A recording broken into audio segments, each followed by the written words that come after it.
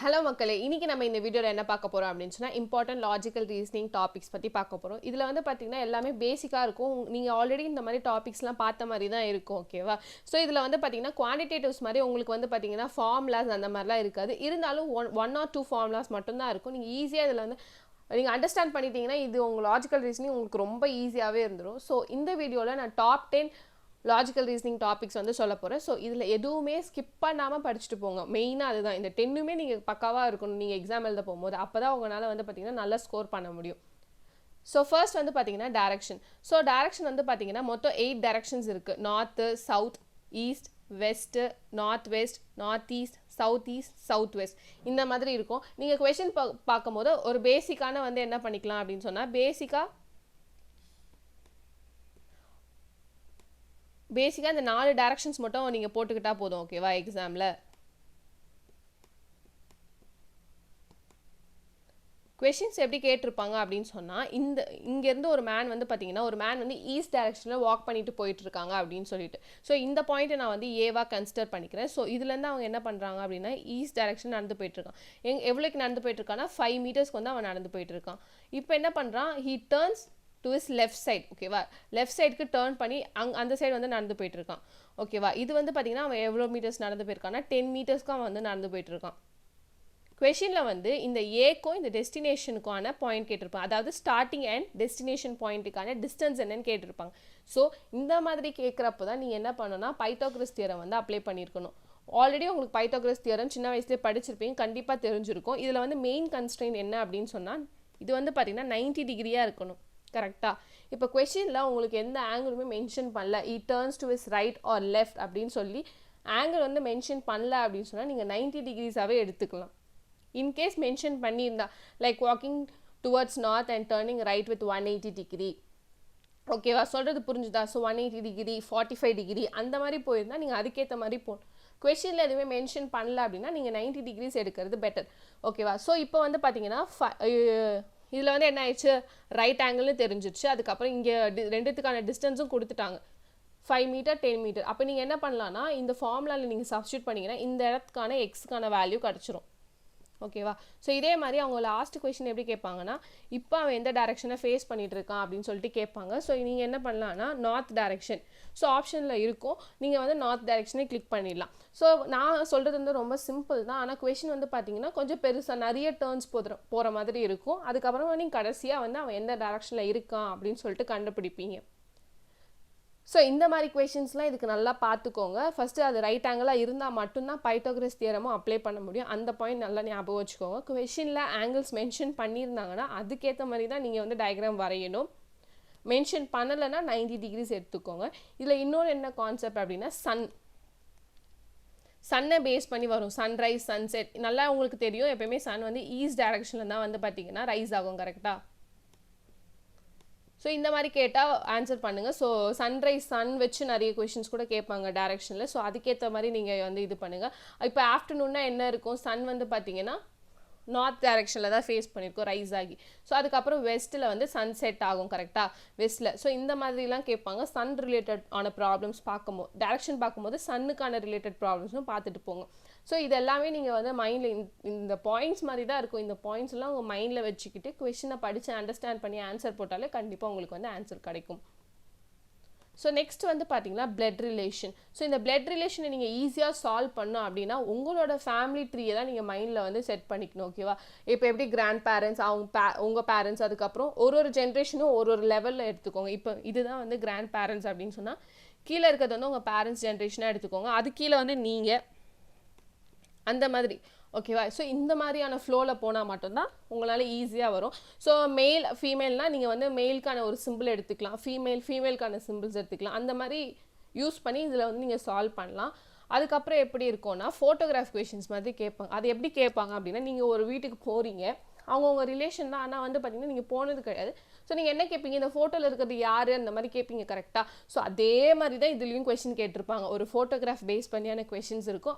அந்த ஃபோட்டோவில் இருக்கவங்களுக்கும் உங்களுக்கு என்ன மாதிரி ரிலேஷன் அதுதான் உங்களுக்கு கொஷினாக இருக்கும். அந்த கொஷினுக்கு கீழே 4 ஆப்ஷன்ஸ் இருக்கும். ஸோ நீங்கள் அதில் எதனா வந்து அந்த ஸ்டேட்மெண்ட் நீங்கள் கரெக்டாக படிச்சிங்கனாலே உங்களுக்கு ஆன்சர் வந்து பண்ணிடலாம்.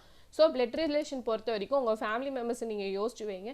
இன்னொரு இம்பார்ட்டண்ட் என்ன அப்படின்னா, நீங்கள் வந்து இங்கிலீஷ் டேர்ம்ஸ் தான் இங்கே கேட்பாங்க கரெக்டாக. இப்போ நம்மளுக்கு வந்து பார்த்தீங்கன்னா அத்தை, பெரியம்மா, சித்தி அந்த மாதிரி இருக்கும். அதில் எல்லாருக்குமே ஆன்ட்டி அப்படி தான் வந்து கூப்பிடுவாங்க. ஸோ இந்த மாதிரியான ரிலேஷன், அவங்களுக்கு ரிலேஷன் எப்படி கூப்பிடுவாங்க, அந்த வேர்ட்ஸ் எல்லாம் இங்கிலீஷில் என்னென்ன இருக்குதுன்னு சொல்லிட்டு பார்த்துட்டு போங்க. ஸோ இதெல்லாம் நீங்கள் கரெக்டாக பார்த்து அப்ரோச் பண்ணாலே பிளட் ரிலேஷனை வந்து ஈஸியாக வந்து சால்வ் பண்ணிடலாம். நெக்ஸ்ட் வந்து coding and decoding. So coding and டீகோடிங்லாம் ரொம்ப ஈஸி. நீங்கள் வந்து என்ன ஃப்ளோவில் போகுது, என்ன லாஜிக் இருக்குன்னு கண்டுபிடிச்சிட்டாலே போதும். அடுத்ததும் அதே லாஜிக் அப்ளை பண்ணி நீங்கள் ஆன்சர் போடுற மாதிரி இருக்கும். ஸோ இதுக்கான எக்ஸாம்பிள் சொல்கிறேன். இப்போ வந்து கேமல்னு இருக்குது. இதில் என்ன லாஜிக் வச்சு இது பண்ணியிருக்காங்க அப்படின்னு நீங்கள் வந்து ஃபஸ்ட்டு யோசிக்கணும். இங்கே பார்த்தீங்கன்னா எல்லாமே இந்த ஃபஸ்ட்டு ஒன்றுக்கும் லாஸ்ட் ஒன்றுக்கும் ஷஃபில் பண்ணியிருக்காங்க கரெக்டாக. ஸோ இங்கே எல் இருக்குது, இங்கே சி இருக்குது. அப்புறம் என்ன பண்ணியிருக்காங்க, ஏவும் ஈயும் என்ன பண்ணியிருக்காங்க, இஏன்னு போட்டிருக்காங்க. ஆல் இது பண்ணியிருக்காங்க. அப்போ எம்முக்கு சேம் எம் தான் இருக்குது. ஓகேவா? ஸோ இப்போ என்ன பண்ண, இப்போ நம்ம லெமன் இருக்குது. ஸோ லெமனுக்கு நம்ம என்ன பண்ணுவோம், ஃபஸ்ட்டு எல்லையும் என்னையும் சேஞ்ச் பண்ணிடலாமா? அப்புறம் ஈயும் ஓவும் சேஞ்ச் பண்ணலாமா?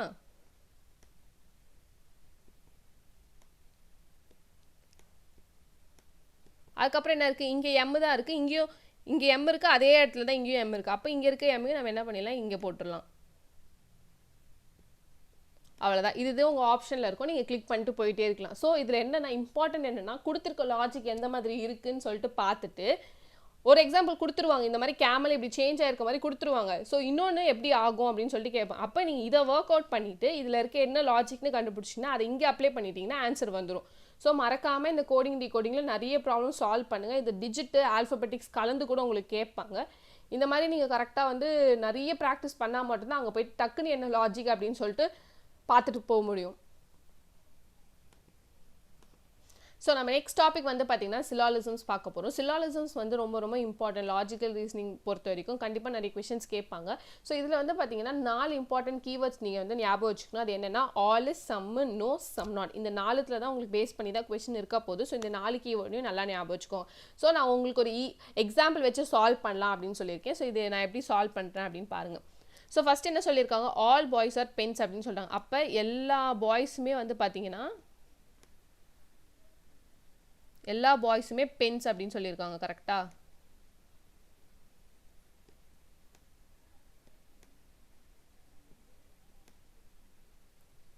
பென் அப்படின்னு சொல்லிட்டாங்க. நெக்ஸ்ட் என்ன சொல்லியிருக்காங்க, சம் டாய்ஸ் ஆர் பென்ஸ்.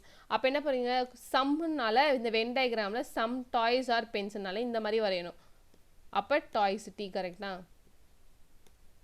இப்போ என்ன சொல்லியிருக்காங்க, ஆல் பாட்ஸ் ஆர் டாய்ஸ். அப்போ எல்லா பாட்டுமே, இது வந்து சின்ன டயக்ராம் ஓகேவா. இப்போ நான் எப்படி வந்து இங்கே பி போட்டேனோ அதே மாதிரி தான் இங்கே நீங்கள் பாட்ஸ்க்கு போட போகிறீங்க. இது வந்து நான் P-O-ன்னு போடுறேன் ஓகேவா. ஸோ இந்த மாதிரி தான் டயக்ராம் வரையணும். ஃபஸ்ட்டு நான் என்ன பண்ணியிருக்கேன், ஆல் பாய்ஸ் ஆர் பென். அப்போ எல்லா பாய்ஸுமே பெண்ணுக்கு நான் பெரிய டயக்ராம் போட்டேன். அப்புறம் என்ன சொல்லியிருக்காங்க, some toys are pen. So கொஞ்சம் டாய்ஸ் மட்டும் பென் அப்படின்னு சொன்னதுனால நான் வென் டயக்ராமில் இங்கே இன்டர்செக்ஷன் பண்ணியிருந்தேன். நெக்ஸ்ட் என்னென்னா ஆல் பாட்ஸ் ஆர் டாய்ஸ். அப்போ எல்லா பாட்டுமே வந்து டாய்ஸ். ஸோ இந்த மாதிரியான ஒரு டயக்ராமை நீங்கள் வரையணும் ஓகேவா. ஸோ எல்லாத்துக்குமே தான் கொடுத்துருக்க ஸ்டேட்மெண்ட்ஸ்க்கு ஏற்ற மாதிரி நீங்கள் வென் டயக்ராம் யூஸ் பண்ணுங்கள். இது வந்து ஈஸியாக உங்களுக்கு ஆன்சர் பண்ணலாம். ஸோ இதில் நான் வந்து இப்போ ஸ்டேட்மெண்ட்ஸ் பார்க்க போகிறேன். ஆல் பென்ஸ் ஆர் பாட்ஸான்னு பார்க்க போகிறேன். இப்போ எல்லா பெண்ணுமே பாட்டா, சத்தியமாக கிடையாது. பிகாஸ் எந்த ஒரு ரிலேஷனுமே கிடையாது இங்கே. அப்போ இந்த ஸ்டேட்மெண்ட் தப்பு. இப்போ என்ன சொல்லியிருக்காங்க, சம் பாய்ஸ் ஆர் டாய்ஸ் கேட்குறாங்க. ஸோ இங்கே பாருங்கள், பாய்ஸுக்கும் டாய்ஸுக்குமே எந்த ஒரு இதுவுமே கிடையாது இங்கே கரெக்டாக. எந்த ஒரு இன்ட்ராக்ஷனுமே இல்லை. அப்போ நீங்கள் என்ன பண்ணிக்கலாம்னா இதுவும் தப்பு தான். நெக்ஸ்ட்டு சம் பாட்ஸ் ஆர் பாய்ஸ்ன்னு கேட்டிருக்காங்க. சம் பாட்ஸ் எங்கே இருக்குது, இங்கே இருக்குது. இதில் எதுவுமே வந்து பார்த்தீங்கன்னா பாய்ஸ்க்கு கனெக்ஷனே கிடையாது. ஸோ இதுவும் ஃபால்ஸ் தான். ஸோ ஃபஸ்ட்டு கொடுத்துருக்க ஸ்டேட்மெண்ட்டுக்கு ஒரு வென் டயக்ராமை நீங்கள் வந்து வரையணும். இந்த மாதிரி ஒரு வென் டயக்ராம் வரைஞ்சிட்டு அதுக்கப்புறம் கீழே இருக்க கன்க்ளூஷன்ஸ்லாம் வந்து பார்த்தீங்கன்னா இன்டர்செக்ஷன் ஆகுதான்னு பாருங்கள் ஓகேவா. இன்டர்செக்ஷன் ஆச்சுன்னா ட்ரூ போடுங்க, இல்லை அப்படின்னு சொன்னால் ஃபால்ஸ் போடுங்க. இதுதான் வந்து இந்த மாதிரி தான் கேட்பாங்க. ஸோ இந்த மாதிரி நீங்கள் அப்ரோச் பண்ணிடுறீங்க, கரெக்டான வென் டயக்ராம் வரைஞ்சிட்டிங்கனாலே சிலாலிசம்ஸ் ஈஸியாக வந்து கிராக் பண்ணிடலாம். நெக்ஸ்ட் வந்து பார்த்தீங்கன்னா ஃபிஃப்த் வந்து பார்த்தீங்கன்னா odd one out. Odd one out எல்லாருக்குமே தெரிஞ்சிருக்கும் கரெக்டாக. இப்போ வந்து பார்த்தீங்கன்னா அங்கே இருக்கவங்க எல்லாருமே பிளாக் ஷர்ட்ஸ் போட்டிருக்காங்க, ஒரே ஒருத்த மட்டும் ஒயிட் ஷர்ட் போட்டிருக்கா அப்படின்னா அந்த ஒயிட் ஷர்ட் தான் ஆட் ஒன் அவுட் கரெக்டாக. இதே வந்து இதில் எப்படி கேட்பாங்க அப்படின்னா ஒரு சீக்வன்ஸ் ஆஃப் ப்ரைம் நம்பர்ஸ் இருக்கும் ஓகேவா. அந்த ப்ரைம் நம்பர்ஸில் ஒரு காம்போசிட் நம்பர் இருந்துச்சு அப்படின்னா அந்த காம்போசிட் நம்பர் தான் ஆட் ஒன் அவுட். இல்லை அப்படின்னு சொன்னால் இப்போ 3 மல்டிபிள்ஸ்னு போயிட்டே இருக்குன்னு வச்சுக்கோங்க. இப்போ ஃபார் எக்ஸாம்பிள் இப்போ வந்து 3 டேபிள்ஸ் நான் இங்கே எழுதுறேன்னு வச்சுக்கோங்க. 3, 9, அதுக்கப்புறம் வந்து 11 எழுதிட்டேன், அப்புறம் 12 ஓகேவா. ஸோ நீங்கள் பார்த்தாலே தெரியும் 3, 6, 9, 12 வந்து பார்த்தீங்கன்னா 15 எழுதிடு. இந்த மாதிரி சீக்வன்ஸ் போயிட்டே இருக்குது. இது வந்து 3யோட டேபிள்ஸ் கரெக்டாக. ஸோ இது 6, 9, அப்புறம் இங்கே வந்து இந்த 11 இருக்குது கரெக்டாக. இதுதான் வந்து பார்த்தீங்கன்னா ஆட் ஒன் அவுட். புரிஞ்சுதா உங்களுக்கு? ஸோ இந்த மாதிரியான கேட்கறதுக்கான வாய்ப்பு இருக்குது. இது வந்து பார்த்தீங்கன்னா 13 டேபிள்ஸ், 17 டேபிள்ஸ் அந்த மாதிரி டேபிள்ஸ் தான் கேட்பாங்க. அப்போ தான் உங்களுக்கு என்னன்னு தெரியாது. ஃபஸ்ட்டு பார்த்தோன்னா லாஜிக் உங்களுக்கு என்னன்னு தெரியாது கரெக்டாக. ஸோ அதனால் நீங்கள் டேபிள்ஸ் வச்சு ட்ரை பண்ணி பாருங்கள், அந்த சீக்வன்ஸ் போகுதான்னு பாருங்கள். இல்லை ஸ்கொயர் ரூட்ஸு, கியூப் ரூட்ஸு அந்த மாதிரி எந்த சீக்வன்ஸில் போகுதுன்னு பார்த்துட்டு அதில் இருக்க ஆட் ஒன் அவுட்டை பிக் பண்ணுங்கள். நெக்ஸ்ட்டு ரொம்ப ரொம்ப இம்பார்ட்டன்ட், இதுவும் வந்து பார்த்திங்கன்னா ஒன் ஆஃப் தி இம்பார்ட்டன்ட் தான், சீட்டிங் அரேஞ்ச்மெண்ட் ஓகேவா. ஸோ சீட்டிங் அரேஞ்ச்மெண்ட்டை எப்படி நம்ம சால்வ் பண்ணலாம் அப்படின்னு சொல்லிட்டு நான் சொல்கிறேன். இப்போ வந்து பார்த்திங்கன்னா சீட்டிங் அரேஞ்ச்மெண்ட்டில் 2 ரோவாக இருக்கும், ஃபேஸிங் டுவர்ட்ஸ் ஈச் அதர். இது மாதிரி 2 ரோ இருக்குது, ஃபேஸிங் டுவர்ட்ஸ் ஈச் அதர் அப்படின்னு சொல்லியிருப்பாங்க. ஸோ ஒன்று வந்து நீங்கள் என்ன பண்ணணும் அப்படின்னு சொன்னால் நார்த் டைரக்ஷனில் வந்து கன்சிடர் பண்ணணும் ஓகேவா. ஸோ இன்னொன்று நீங்கள் என்ன பண்ணணும் அப்படின்னு சொன்னால் சவுத் டைரக்ஷனில் கன்சிடர் பண்ணிக்கணும். இது வந்து பார்த்தீங்கன்னா ஒரு 5 to 6 கொஷின் லென்த்தே கொஞ்சம் பெருசாக தான் இருக்கும். பார்த்துலாம் வந்து ஐயோ ரொம்ப கஷ்டமாக இருக்குது அப்படின்னு ஸ்கிப் பண்ணாதீங்க. படித்து பார்த்தீங்கன்னா ரொம்ப ஈஸியாக தான் இருக்கும். ஸோ நீங்கள் என்ன பண்ணணும் அப்படின்னு சொன்னால் இப்போ வந்து ராகுல் வந்து இந்த பொசிஷனில் இருக்காங்க அப்படின்னு சொல்லிட்டா அவங்க என்ன சொல்லிப்பாங்க, இமீடியட் ரைட் ஆர் லெஃப்ட்னு சொல்லியிருப்பாங்க ஓகேவா. ஸோ நார்த்துக்கு லெஃப்ட்டு ஆர் ரைட் அந்த மாதிரி பார்க்கணும், சவுத்துக்கு சேஞ்ச் ஆகும் கரெக்டாக. ஸோ அதெல்லாம் நீங்கள் பார்த்து நீங்கள் போடணும் ஓகேவா. ஸோ இப்போ வந்து பார்த்தீங்கன்னா இமீடியட் ரைட்டில் இவன் உட்காந்துருக்கான், இமீடியட் லெஃப்டில் இவன் உட்காந்துருக்கான், அந்த மாதிரி என்ன பண்ணணும்னு சொன்னால் எல்லாத்துக்கான இதையும் கண்டுபிடிச்சிடணும். இந்த மாதிரி டயக்ராம் வரைஞ்சிடணும். கொடுத்துருக்க கொஷினை நீங்கள் படித்து அந்த படித்ததுக்கு நீங்கள் வந்து ஒரு சீக்வன்ஸ் மாதிரி டயக்ராம் வரைஞ்சிருவீங்க. ஸோ வரைஞ்சதுக்கப்புறம் கொஷின்ஸ் எப்படி இருக்கும் அப்படின்னு சொன்னால் இவங்க ஆப்போசிட்டில் யார் உட்காந்துருக்கா, அப்போ இந்த ஆள். ஸோ இந்த பர்சனை நீங்கள் என்ன பண்ணணும் அப்படின்னு சொன்னால் நேம் வந்து நீங்கள் அங்கே போடணும். இல்லைன்னா லெஃப்ட் மோஸ்ட்டு, ரைட் மோஸ்ட்டு, இல்லை இங்கேருந்து லாஸ்ட்டில் யார் உட்காந்துட்டு இருக்கா, ஸோ இந்த சைட்லேருந்து பார்த்தீங்கன்னா செகண்ட் ஆளாக யார் உட்காந்துட்டு இருக்காங்க அப்படின்லாம் கேட்பாங்க. ஸோ நீங்கள் என்ன பண்ணணும் அப்படின்னா சீட்டிங் அரேஞ்ச்மெண்ட் பொறுத்த வரைக்கும் இப்போ ஃபேஸிங் டுவர்ட்ஸ் வச்சு கேட்டாங்கன்னா ஒன்று நார்த்தாக எடுத்திங்கன்னா இன்னொன்று சவுத் டைரக்ஷனில் எடுங்க ஓகேவா. அவங்களுக்கான left and right, immediate left and right வந்து சேஞ்ச் ஆகும். ஸோ அதுக்கேற்ற மாதிரி கொஷினை அண்டர்ஸ்டாண்ட் பண்ணிவிட்டு அங்கே நீங்கள் என்ன பண்ணணும்னா டயக்ராம் வரையணும். வரைஞ்சக்கப்புறமா வந்து பார்த்திங்கன்னா வரைகிறதுக்கு நீங்கள் ஒரு 1 minute எடுத்துக்கிறீங்கன்னு வச்சுக்கோங்களேன். ஆன்சர் பண்ணுறது வந்து பார்த்திங்கன்னா ஒரு 2 secondsலேயே நீங்கள் பண்ணிட்டு போயிடலாம். ஸோ டயக்ராம் வரைகிற வரைக்கும் கான்சென்ட்ரேட் பண்ணி வரைங்க. வரைஞ்சு முடிஞ்ச உடனே கொஷின் என்ன கேட்டிருக்காங்கன்றதை பார்த்துட்டு ஈஸியாக நீங்கள் வந்து ஆப்ஷன் கொடுத்துட்டு போயிடுங்க. டயக்ராம் பார்த்து தான் நீங்கள் ஆன்சர் பண்ண போகிறீங்க. அதனால் இதை பொறுத்த வரைக்கும் நீங்கள் டயக்ராம் கான்சென்ட்ரேட் பண்ணுங்கன்னு தான் நான் சொல்லுவேன். இதிலே வந்து பார்த்திங்கன்னா சர்க்குலர் டேபிள், ஒரு நிமிஷம், இதில் வந்து பார்த்தீங்கன்னா சர்க்குலர் டேபிள், ஒரு ஸ்கொயரு, அதில் வந்து எப்படி இருக்கும் அப்படின்னு சொல்லுவாங்கன்னா இன்சைட் ஃபேஸிங் டுவர்ட்ஸ் இப்படி இருக்கும், இல்லைனா ஃபேஸிங் அவே ஈச் அதர். ஸோ இப்படி போகும் டைரக்ஷன் ஓகேவா. ஸோ இது வந்து அவே, இது வந்து பார்த்திங்கன்னா இன்சைட். ஸோ இந்த மாதிரி கேட்பாங்க. ஸோ ஒரு இதுக்கும் கேட்பாங்க. சர்க்கிள்னால் எப்படி இருக்கு, சர்க்கிள்னால் எப்படி உட்காருவாங்க, ரெக்டாங்கிள் அந்த மாதிரிலாம் கேட்பாங்க, ஸ்கொயரு அதை வச்சுலாம் கேட்பாங்க. ஸோ நீங்கள் இதை பார்க்கும்போது கொஷினை வந்து நீங்கள் ப்ராக்டிஸ் பண்ணால் மட்டும்தான் இதுக்கெல்லாம் டக்குன்னு ஆன்சர் பண்ண முடியும். ஸோ நிறைய ப்ராக்டிஸ் பண்ணிக்கோங்க. நெக்ஸ்ட் வந்து பார்த்தீங்கன்னா நம்பர் சீரீஸ் அண்ட் சீக்வன்ஸ். இது வந்து ரொம்ப ரொம்ப ஈஸி தான். ஒரு சீக்வன்ஸ் இது பாருங்க, இந்த மாதிரி ஒரு சீக்வன்ஸ் போயிட்டே இருக்கும் ஓகேவா. ஸோ இந்த மிஸ்ஸிங் நம்பர்ஸ்னு கேட்டிருப்பாங்க கரெக்டாக. இந்த மாதிரி மிஸ்ஸிங் நம்பர்ஸ் இது நிறைய நம்ம பண்ணியிருக்கோம் ஓகேவா. ஸோ நீங்கள் என்ன ஃப்ளோவில் போகுது அப்படின்னு செக் பண்ணி பார்க்கணுன்னா இதுவும் ஆட் ஒன் அவுட்டும் சேம் மாதிரி தான் இருக்கும் ஓகேவா. அதில் என்னென்னா இது இருக்கிறதுலே ஆட் ஒன் அவுட் எது வந்து தேவையில்லாமல் வந்திருக்கு அப்படின்னு சொல்லிட்டு கேட்பாங்க. இது கொடுத்துருக்க ஃப்ளோவில் நெக்ஸ்ட் மிஸ்ஸிங் நம்பர் என்னவா இருக்கும் அப்படின்னு கேட்டிருப்பாங்க. ஸோ நம்பர் சீரீஸ் பார்த்துக்கோங்க. ஆல்ஃபபெட்டிக்ஸ்லும் அதே மாதிரி தான், ஒரு ஆல்ஃபபெட்டிக்காக போயிட்டு இருக்கும். அப்புறம் அடுத்து என்ன வரும் அப்படின்றத நீங்கள் தான் லாஜிக் கண்டுபிடிச்சி போடுற மாதிரி இருக்கும். ஸோ இதெல்லாம் ஈஸி தான். நெக்ஸ்ட்டு வந்து பார்த்தீங்கன்னா ஸ்டேட்மெண்ட் அண்ட் கன்க்ளூஷன்ஸ் ஓகேவா. ஸோ நெக்ஸ்ட்டு வந்து ரொம்ப ஈஸி. இது வந்து நீங்கள் எப்படி சால்வ் பண்ணலாம் அப்படின்னா கொடுத்துருக்க ஸ்டேட்மெண்ட்ஸை ட்ரூவாக அசியூம் ட்ரூ தான் கொடுத்துருக்க ஸ்டேட்மெண்ட்ஸை ட்ரூவாக எடுத்துக்கோங்க. ஸோ ட்ரூவாக எடுத்துகிட்டு அந்த கொஷின்ஸுங்க நீங்கள் வந்து என்ன பண்ணணும் அப்படின்னு சொன்னால் கன்க்ளூஷன்ஸ்க்கு நீங்கள் வந்து பார்க்கணும். நீங்கள் வந்து இங்கே என்ன பண்ணலான்னா இப்படி இருந்திருக்கலாமே, கொஷின் கொடுக்குறது அந்த மாதிரி தான் இருக்கும். ஓகேவா, நீங்கள் வந்து அதை வந்து இப்படி இருந்திருக்கலாம், இது தப்பு அப்படின்னு தான் நீங்கள் யோசிப்பீங்க. ஆனால் அப்படி யோசிக்கக்கூடாது. அங்கே வந்து அது வந்து ட்ரூவான கண்டிஷன். 2 கண்டிஷன் கொடுத்துருப்பாங்க, இல்லை ஒரு கண்டிஷன் கொடுத்துருப்பாங்க, ரெண்டுமே வந்து என்ன பண்ணுங்கள் அப்படின்னு சொன்னால் ட்ரூவாக கன்சிடர் பண்ணுங்கள்.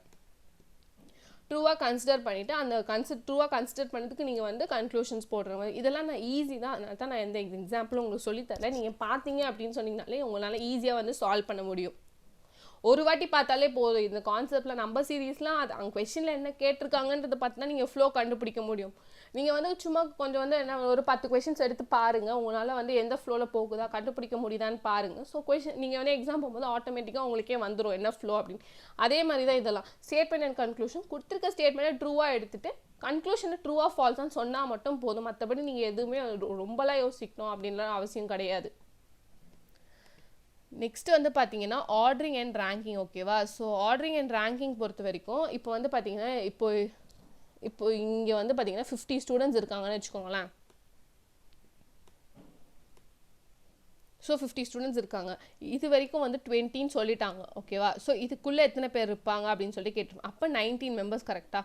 20க்குள்ளே எத்தனை பேர் இருப்பாங்கன்னா இங்கே வந்து ஈஸியாக நீங்கள் வந்து என்ன பண்ணிடலாம் 19ன்னு போட்டு போயிடலாம். ஓகேவா, ஸோ இப்போ வந்து 20க்கு அப்புறம் என்னென்ன இருக்காங்கன்னா 20 நீங்கள் இதெல்லாம் கன்சிடரே பண்ணக்கூடாது. கரெக்டாக, ஸோ இங்கே எத்தனை பேர் இருப்பாங்க 30 மெம்பர்ஸ் இருப்பாங்க. ஸோ இந்த மாதிரி தான் ஆர்டர் அண்ட் ரேங்கிங்கில் இருக்கும். ஸோ நீங்கள் என்ன நிறைய கொஷின்ஸ் இதை வந்து ப்ராக்டிஸ் பண்ணுங்கள். டிஃப்ரெண்ட் மாடல்ஸ்லேயே நிறைய கொஷின்ஸ் இருக்கும், அதெல்லாம் கரெக்டாக அப்ரோச் பண்ணிக்கோங்க. நெக்ஸ்ட் வந்து ஆர்டர் வந்து எப்படின்னா ரைட் மோஸ்ட்லேருந்து ஒருத்தர் இருக்கான், லெஃப்ட் மோஸ்ட்ல இவ்வளோ டேரக்ஷன்லேருந்து ஒருத்தர் இருக்கான், பிஹைண்டு, அந்த மாதிரி கீவேர்ட்ஸ் எல்லாம் நீங்கள் படிக்க வேண்டியது இருக்கும். இதில் எல்லாமே வந்து பார்த்தீங்கன்னா கீவேர்ட்ஸ் தான்.